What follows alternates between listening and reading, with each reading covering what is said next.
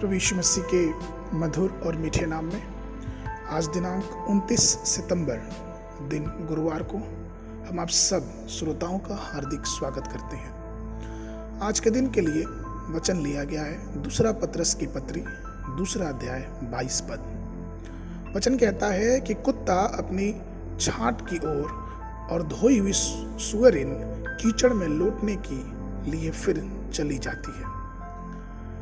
एक बिल्ली और एक सूअर के खाई में गिरने की कल्पना करें। यदि आप उसे बचाते हैं और उन्हें नहलाते हैं तो बिल्ली अपने आप को अच्छी तरह साफ कर लेगी और फिर कभी उस दिशा में नहीं जाएगी, जबकि सूअर का कीचड़ का स्वभाव होने की वजह से उसका झुकाव हमेशा कीचड़ की तरफ रहेगा। वो फिर से कीचड़ में ही लिपटना चाहेगी। आप उसे कितना भी धो दें, साफ कर दें, लेकिन वो कीचड़ में ही लौट के जाएगी। प्रेरित पत्रस ने एक सूअर की ओर देखा और कुछ पिछड़े मसीहियों को भी देखा।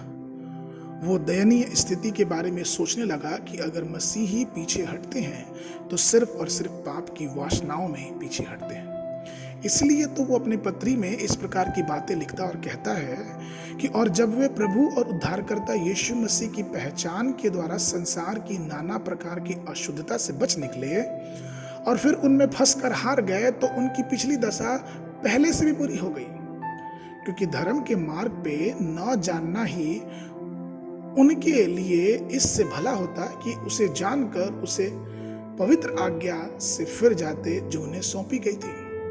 उन पर यह कहावत ठीक बैठती है। एक बार की बात है कि एक गांव में एक साथी ने अपना सारा स्नेह बरसाने के लिए एक सूअर पाला।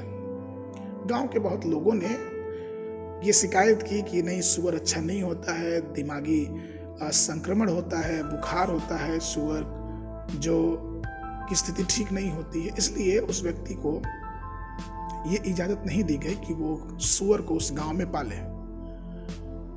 वो व्यक्ति तैयार हो गया कि वो सूअर को गांव के बाहर ले जाके अपने खलिहान में पालेगा। लेकिन जिस व्यक्ति ने सूअर का पालन पोषण किया वह अपने सूअर के साथ अलग रहने लगा।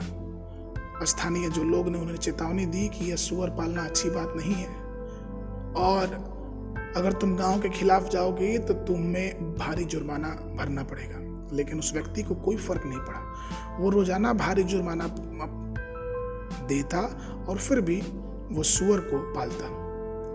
जरा सोचिए कि कितनी बड़ी दयनीय घटना है कि उस व्यक्ति को सूअर से इतना लगाव हो गया कि वो नुकसान सह के भी उस सूअर को पालने लगा।